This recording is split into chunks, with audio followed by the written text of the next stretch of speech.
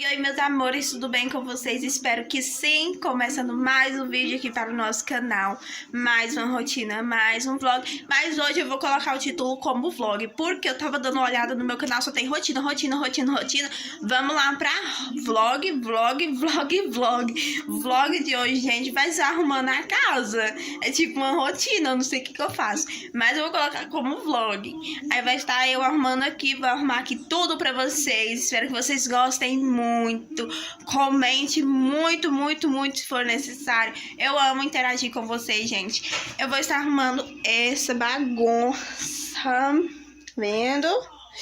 E vou estar arrumando essa outra bagunça aqui, ó. Pera aí. Vendo? Bagunça, remédio, riba da mesa, café, tudo quanto é. E ali também vou estar lavando lá. E a neném tá aqui, ó, gente. Tá brincando.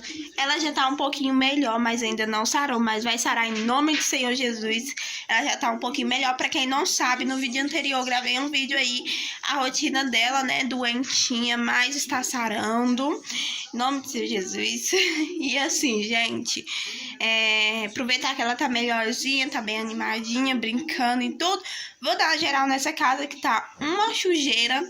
E vou estar gravando esse vlogão aí pra vocês. Espero que vocês gostem muito e muito mesmo.